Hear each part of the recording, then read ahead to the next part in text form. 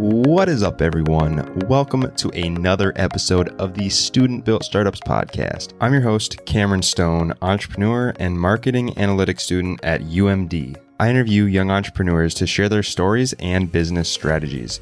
On today's episode, I'll be interviewing a local UMD student who is the creator, founder, and owner of an app called Skiwise, which helps cross-country skiers determine which trails are groomed and ready for them to go use. He will be sharing his story as well as some unique insights into developing a product as well as how to stay focused on your original goal of that product you're developing.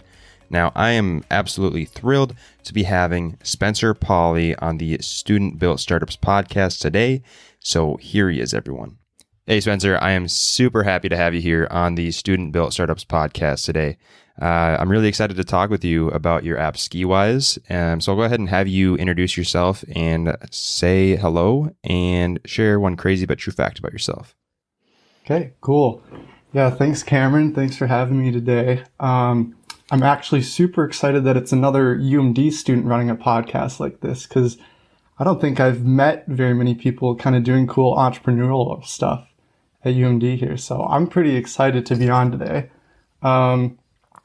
To go with a nice true fact about myself, I actually couldn't quite think of one. So I asked my mom and she said that it's unique. What's unique about me is that I had glasses since I was 1 year old. Wow. So I don't know if that's that unique, but yeah, I've had them for a long time, I guess. I don't know. That's quite unique. I feel like if I saw a 1 year old kind of rolling around with some glasses, they'd be looking kind of sophisticated, I think. I know. She said I looked like I was on a board of directors, which is pretty funny. That is funny. Oh my gosh. And yeah, I'm super, super happy. Always happy to have a bulldog on the podcast. Trying to kind of bring some of us entrepreneurs from UMD together and kind of raise awareness of the different entrepreneurial things students are doing. So for sure. Have you had other bulldogs on here? Yeah, I've had Noah Sheminsky, now actually Mia Sheminsky, and Joe Donovan. He's a recording artist, and Damien Fiedler, videographer, which actually he's going to be in the future on a future episode. Cool. But yeah, I've had a few bulldogs on the podcast, so nice. Happy to have another one. Yeah, so if you want to maybe share a little bit about your kind of like entrepreneurial like background, like did you like kind of like doing small entrepreneurial stuff when you were younger, and kind of just where your like thoughts about starting some sort of like entrepreneurial venture began? Yeah, so I would say everything kind of started when I was like early high school and late middle school. And kind of the origin for that was like Minecraft servers. So I would run servers, not really to make money, but just because I just loved being like in charge of it and having more than the advertising side of it, but just the ability to like own the world and like make the product and make people happy. People would request stuff and I could add it. And I liked having that like ability to serve people and build stuff that people actually liked. And liked like living with. And actually Skiwise is very similar because it's basically like a community. And I think I just enjoy building those type of community projects. So since that, I went into computer science in college. So that's how we probably haven't met yet because I've been in the computer science department for 3 years. I just moved over to marketing as my minor started taking off. Gotcha. But yeah, once I learned how to program, which has been... probably got comfortable around 2 years ago or a year ago. And then it's just been like off to the races because now I have the tools to build whatever I want and then the skills to do it too. And I can just, kind of take whatever's from my mind and put it out in the world. So Skiwise is kind of the first version of that, basically. Awesome. First project. Yeah, I tell you, computer science majors are not to be underestimated when it comes to entrepreneurial stuff. For sure. Quite a few computer science people that I know kind of have their own like side venture going, which is pretty unique. And Also, I really like what you said about how to kind of like you were with the Minecraft servers, you like to like serve kind of the people, which that's kind of a misconception I think a lot of people have about entrepreneurship. A lot of people have the vision of like they just want to make a bunch of money and like make a product and sell it. But really the heart of it is like serving other people and kind of helping them solve their problems. That's kind of the path that will lead you to the most success from what I've seen and experienced myself. Exactly. Yeah. And that's just like core to everything for me is just, I want to take what's in my mind, put it out there and like solve other people's problems with it. So yeah. Yeah. Cool. Well, if you want to maybe share like the story of Skiwise, kind of where you had the idea and kind of what that process was like of kind of developing it and kind of where you're at in the process now. For sure. Yeah. So Skiwise started November of 2019. So this is kind of pre-COVID time. And just to kind of introduce the app a little bit, it's an app for cross-country skiers to view the trail conditions, which if you do any outdoors type activities, you'll know that things are pretty weather dependent and cross-country skiing is kind of that times 10. And that's because it's not just did it snow last night, but it's did it snow and was it groomed and is it hard packed or is it soft today? Which skis should I bring? Is there going to be rocks on the trail or grass or, is it just going to be a great ski? And so Skiwise basically lets you crowdsource that information. So if, Bob goes skiing at 8 a.m., he can say, oh, trails are perfect today. And then Angela at noon can be like, oh, that trail was great at 8 a.m. It's probably still good. I'm going to go there. So that's the basic premise behind that. And so I started in November and I launched it January 1st. So it took me a month and a week to develop it. Wow. Which is super fast. And it was, finals week and then Christmas breaks was pretty stressful time. But I do not regret like rushing that launch and that was part of kind of the benefit of Skiwise is I had to get it out soon because it was, ski season. So if I waited 3 months, 4 months to launch, it would have been pointless. But that first year, I really got no traction. The app was kind of crappy. Again, like I was still learning how to develop stuff. So I made a lot of technical issues back then. But I revisited it over the summer, put a lot more hours into it. And then this fall and this winter, I've now actually spent the time to like market it properly and add the proper features. So now we're hovering around like 6,000, 6,500 users. Wow. Yeah. And so it's been a lot better this year having that summer to develop everything. But really it was last winter where I figured out what everybody wanted out of the app that was like the most useful time for me for sure. I'm curious like how many revisions or like would you say like big milestones have been made throughout the process of the app? Like how many major changes were made due to like feedback and that kind of stuff? Yeah, for sure. So that initial version from January, I kind of kept that throughout the whole winter. I lost a little bit of motivation. I just kind of wanted to get out and ski and, I had other things going on. School was getting busy. But then when everything moved remote after spring break, I basically ran out of things to do. So I was like, I need to find a hobby, so I picked up Skiwise again. And that's when the second major iteration came where it was like completely overhauled the whole thing and worked on that the whole summer. And I got feedback. I sent out a survey last winter at the end of the winter and got like 50 or 100 responses. And then I used that to kind of guide how I was going to actually make the app. So I figured out, at first it was a much more broad idea of just a kind of a social network for cross-country skiers. But then the survey, pretty much I figured out everybody wanted trail conditions, but only like a couple people wanted to find friends to ski with. Only a couple people wanted race results. A couple wanted to know about events. So I was like, why am I making all these features when everybody just wants this one feature? So I kind of doubled down on the trail conditions. Gotcha. That's a really good execution of like using customer feedback to kind of make that adjustment. Because like I feel like when you're starting something new, you can kind of have that broad base if you don't know exactly what to go into, and getting that feedback initially, kind of refining that kind of main thing is going to be essential. Because like one of my favorite quotes is like, you can do everything somewhat okay, or you can do one thing really dang good. Exactly.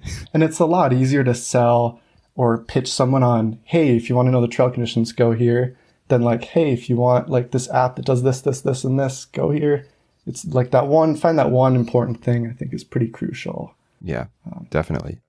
So what would you say is your like next step with Skiwise? Like what's the next jump that you're thinking about potentially making? Yeah. So now it's kind of February time. So it's starting to get towards the end of the season. So it's kind of like, okay, summertime, I can make as many changes as I want. What do I want to do? And basically the main thing now is figuring out how to monetize and how to get consistent growth. Because we can talk about kind of the growth channels I used later on today. But the monetization part is tricky because it's like, do I monetize off the skiers to have like a premium where they can, track their workouts or something, or off the trails so that they can track which skiers go there and what times and stuff like that? Or do I go like ski brands and have them able to advertise through the app? So there's a lot of different like dimensions, and I've gotten on calls with all these people and tried to like pull and figure out, what exactly is the best. And now it's like, okay, I got to figure out the direction and then build that out and then start advertising in that direction. So Gotcha. Very cool. That's the next major step. Nice. Well, hopefully that goes well and no major roadblocks. For sure. So we can move into a little bit talking about some of your knowledge that you've gained through the process of developing Skiwise. So maybe let's start with kind of like, I know from my experience, the heart of developing a new product is solving someone's problem. So what would you say is like your favorite way to find common problems that need a solution? Yeah. So like I love cross-country skiing, been doing it for 10 years. So this was very much a problem that I knew really well. And then I'm also kind of like part of the community. Like I did high school cross-country skiing, the UMD club. So I knew other people had this problem too. And I think that's a good way to start, is figure out a problem that you have that other people also have. And then I try not to think too much about building like the perfect product or solving the perfect problem. I'd rather just get something out the door and let other people tell me if it's good or not. So that's part of the reason I really rushed like that initial launch, is I just wanted to see, do skiers actually want this and what part of it is most important to them. So I think I've canned too many ideas just by like overthinking it and being like, I don't know. I wish I had just built some stuff more and just thrown it out there and seen. Because I think that's the best way to do it. I feel like that's been kind of a shift that's happened in our society, is that a lot of people, or I guess society as a whole, has been shifting from that point of like thinking something through perfectly before they start on that process. I feel like that used to be the main path. But now I feel like even with like big corporations, they're starting to make iterative like jumps and start little new ventures and then change them as they go. And I feel like that's something that people have been okay with. They're okay with a not fully developed product and changes being made. So I do like kind of your perspective on that. Yeah. And I mean, anyone with a computer can be pretty dangerous these days, and you can do a lot of stuff for free. So there's really no risk, especially if you're in college. I mean, if you throw something out there and it fails horribly, hey, you could still put it on your resume. It's never really going to be a failure unless you don't do anything. So I just was like, whatever, I'll just build it. Just don't think too much about it. That's really the problem I always get into myself, is just overthinking stuff. Mm-hmm. Yeah. And I mean, you're always going to learn more from what you try to do than what you don't try to do. So like you always at least learn one thing along the path of attempting. For sure. Yeah. So from your experience, what would you say is the best way to structure like a product development process for a new product? Yep. So I used like Trello. Have you heard of that? Yes. I have heard of that. Yeah. So Trello is pretty awesome. You just make little cards for all your little to-do items, and then you just move them from the left to the right they're like a long-term to-do item, short-term, work in progress, or completed. And that was great for this summer because I had to get a lot of stuff done, and basically there was too much to hold in my head at that point. Otherwise, what I learned in my internship last summer is just having like a weekly like 5 or 6 goals and then just crossing them out as you do them throughout the week is pretty nice. Like I try not to overthink all the product management and stuff. I just want to make it enough so that I know what to always work on. And I'm never left kind of stranded. But I also don't want to like have so much bureaucracy that it's slowing me down, which I also tend to do to myself. So I think I found a balance with Skiwise pretty nicely. Yeah, that's good. I have a similar experience with just managing things to do in general. And I do remember now I have used Trello myself. So I had a completely like aneurysm there trying to put my words together. But I used it on a school project last semester, and it was useful. I could see how that would transition well to product development and kind of laying out different objectives. And yeah, I'm a big fan of making lists of things to do, as if you can't tell with the whiteboard. And I make too many lists. It's scary.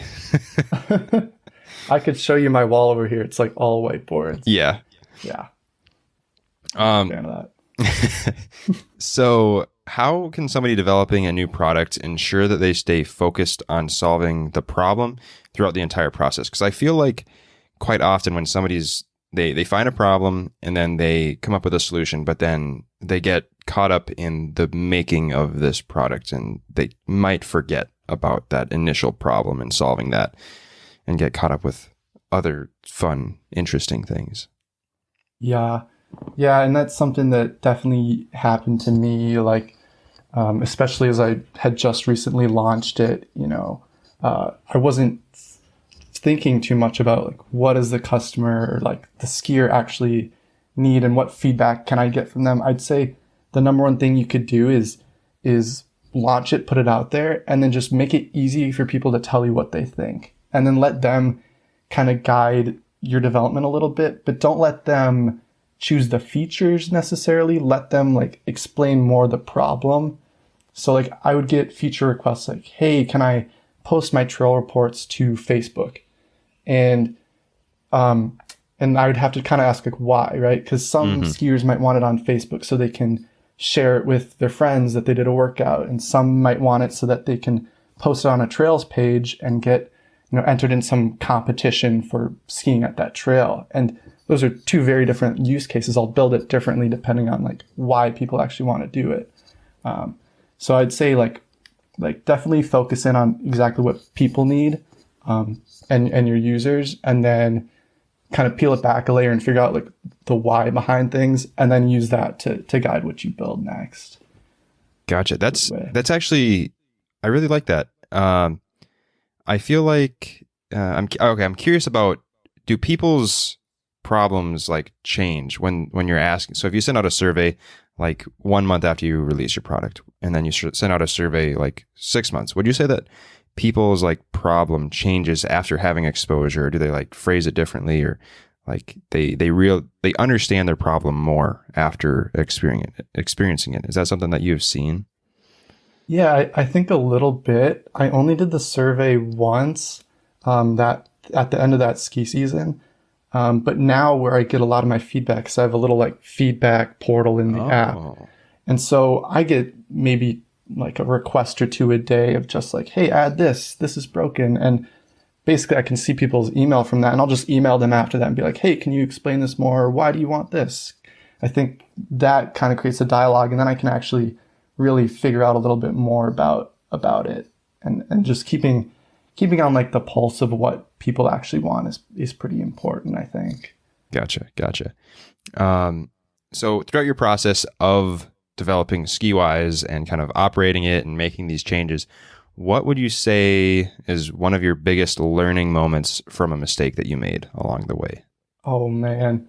Yeah, there's a lot of mistakes. Oh man. Yeah. I would say probably some of the bigger mistakes were around marketing and just trying too many things, I think, and not really like doubling down on anything enough to see if it works or not. So like I tried a social media campaign, and I would be spread across like 3 or 4 social media platforms, but then I can't frequently post on all those things. I'm only one person. And I'd try a blog, but I could only do like a blog post every week. And so it was a lot of work to do that. And I should have just probably like doubled down on just Facebook and then just, emailed or talked to trails through Facebook and really tried to grow a Facebook presence. Cause I think that's where all the cross country skiers are, at least for my demographic. And I think that's going to be one thing I kind of work on next year is just finding that one channel that works really well and just kind of doubling down on that. And it's probably going to be like Facebook and traditional marketing, which we can talk about now. I actually, the best marketing channel I had this year was literally just like emailing newspapers and saying like, hey, I'm a college student doing this app. And it's a little like narcissistic, like, hey, read a story about me, right? But the thing is, these newspapers, they love this story because, and this is for all like the college students out there too. If you're a college student doing something cool, I mean, people love to hear about that. That's exactly what people want to read in the newspaper or on a blog, whatnot. So I would encourage people to just like contact, the news cycle, or what's it called? Newsroom or whatever. Yeah. And just pitch them your story a little bit. Cause I ended up getting like 4,000 of my 6,000 users just from a blog post or a story on the Duluth Tribune, right? And then all those users are in Duluth too. So it's like a lot of trail reports are being updated. And, kind of that's a problem with Skiwise is you need people to post trail reports to get value out of it. So it was like a two-sided marketplace. But with that traditional media, you kind of can get a huge bump on stuff. And I think people are a little too lost in like the digital and stuff like that. But yeah, going to like a newspaper and just like pitching a story is nice. I want to pick your brain a little bit about that because I'm working on a venture currently that I'm going to be amping up on marketing around the 1st of March.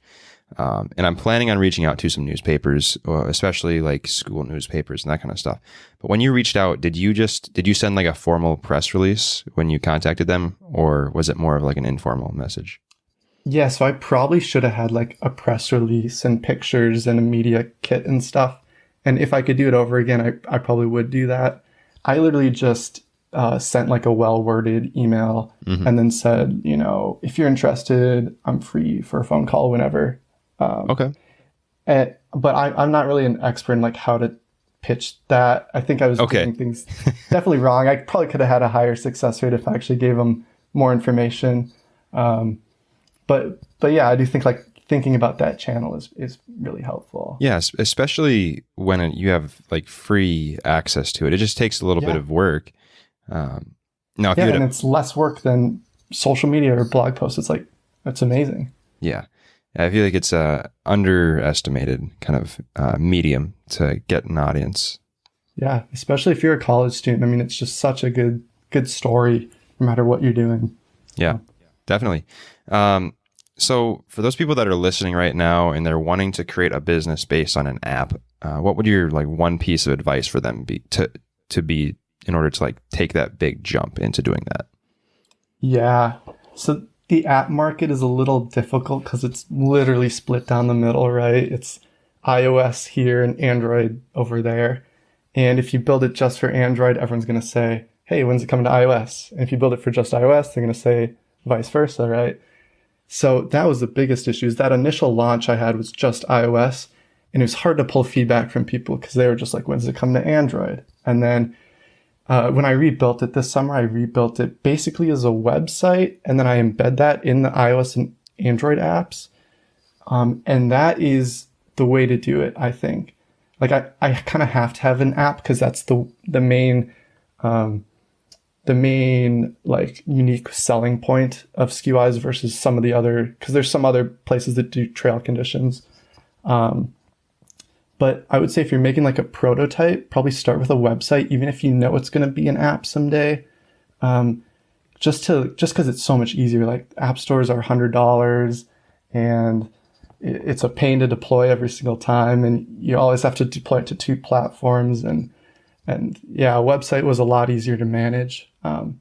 But yeah, the app market, definitely if you're going to do it, I would also suggest deploying to both Android and iOS, Okay. which is going to be more complicated, but it definitely helps you get meaningful feedback from people and whatnot. Yeah, that's something I haven't really thought of when people are making apps, that you have to like do double the work in a lot of cases to get it on multiple platforms. Yeah, it's always going to be finicky, and I'm waiting for progressive web apps to come out, which basically that's this new thing where you can download apps through like Chrome or Safari. And so you just like click a button on a website and it downloads that website into an app form. And that's going to be huge, bypasses the stores and their 30% cut of everything. And Wow. it's kind of like not really allowed on iOS right now, but I think 5 years down the line, like that's going to be the way to go. Yeah, for sure. I could see that happening. I feel like they're pretty protective of their kind of, their like where stuff comes from, I guess. Yeah.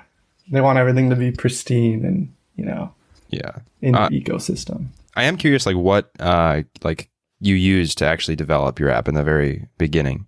Like what coding tools did you use? Yeah, so I'm using React on JavaScript, and then to actually bundle it as iOS and Android apps, I'm using something called Capacitor.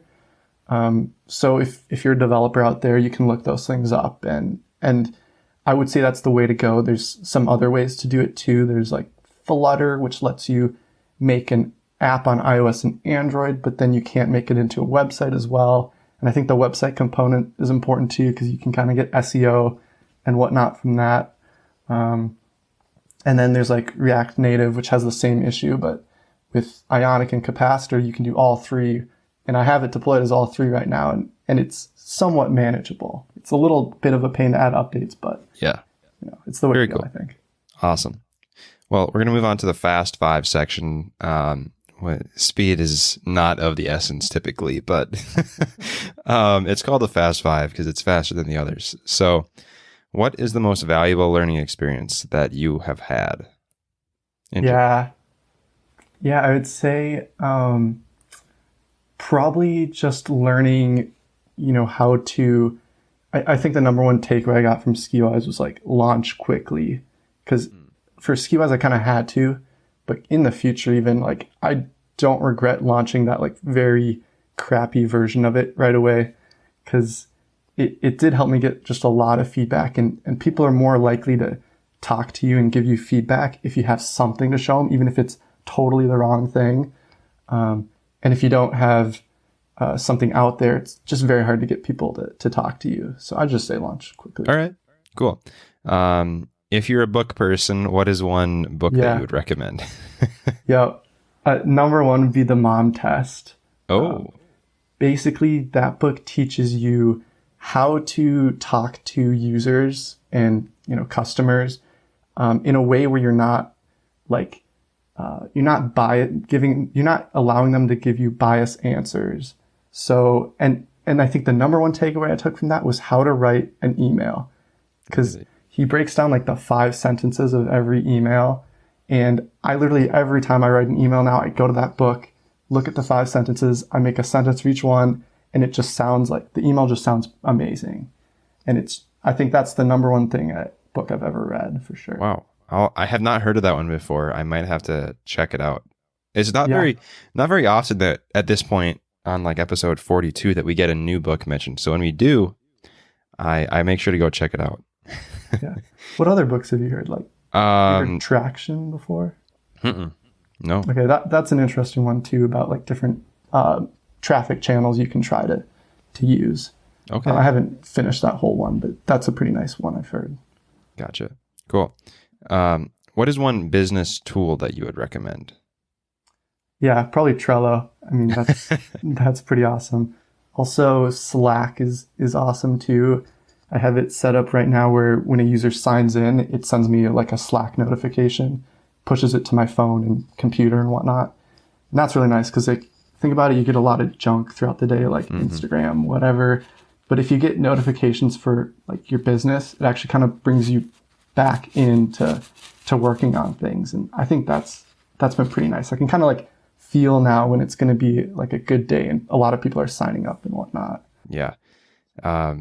I just have had some recent exposure to Slack over the last like month or so, because I'm working on developing an online community for young entrepreneurs in Slack. So it wasn't as bad as I thought it would be to learn kind of the layout of it. At first I was like, this looks like it's going to take forever, but it was more intuitive than I had imagined, I guess. Mm-hmm. So Awesome. yeah, I like Slack as well. So what do you do to like schedule your time and plan things out in the future? Yeah, so I still use the Trello board, and I still do like a weekly to-do list. One thing I'm trying to get in is kind of a daily to-do list, because I found like with college, when it was the summertime, I really didn't have that much free time. But in college here I do, so it's easier to I kind of need like a daily do this, Mm-hmm. this. I found I always get distracted when I don't know what to do next. So just having a big to-do list is pretty good. Yeah, gotcha. Yeah, it's something I try to keep up with too. And last question here is, what is the number one thing that drives your motivation? Yeah. I would say right now it's like 100% freedom.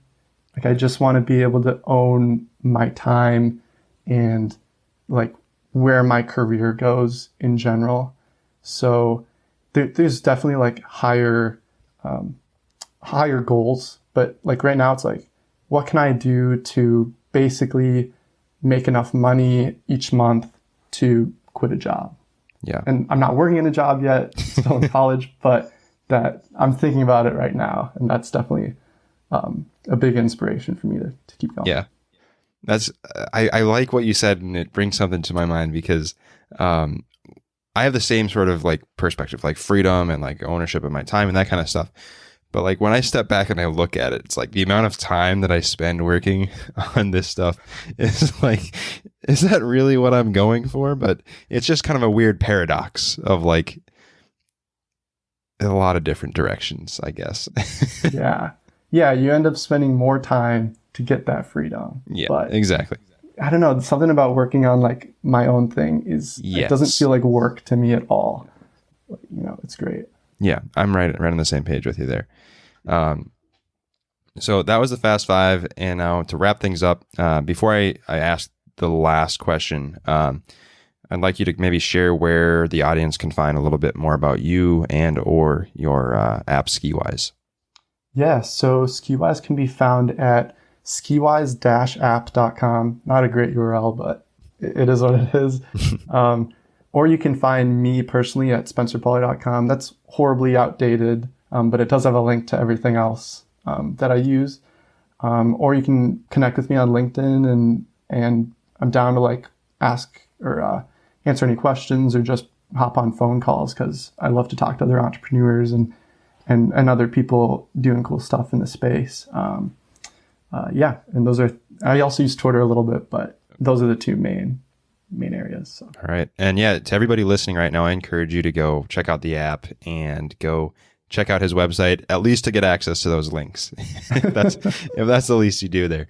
Well, Spencer, it was great having you on the podcast today. And to finally wrap things up, I'll ask you to provide one last main takeaway that you want everybody listening to kind of walk away thinking about. Yeah, I would say it doesn't matter if you're doing the wrong thing. Just make sure you're showing up and like doing something every day. Okay. I think that's the way to go. Very cool. Yeah, thanks for having me on the podcast today. Yeah. Super happy I was here, and super excited of another UMD student to be running something like this. Yes. Yeah. Always happy to have a Bulldog on. For sure. Well, that's it for this episode, guys. I hope you enjoyed the episode, learned a couple things, and were able to make a few connections with stuff that you're working on in the real world. And also, I wanted to give a quick thanks to Spencer again for being on the podcast and kind of sharing some of his knowledge and experience. So, Spencer, I really appreciate you coming on here and giving us some of your time and knowledge. And for everyone listening right now, I encourage you to go check out his app Skiwise, as well as head over to studentbuiltstartups.com to check out the show notes, as well as some of the links to the stuff that we mentioned in the episode. Lastly, if you want to give us a follow on Instagram at SBS Media, and also maybe go check out Yee.community, another project that I'm working on. I'd like to get some more followers over there. And most importantly, please go leave a review on iTunes or Apple or whatever platform you're using. Reviews are much appreciated and they are super, super helpful. I'll leave it at that. So thanks again, and I will catch you on the next episode.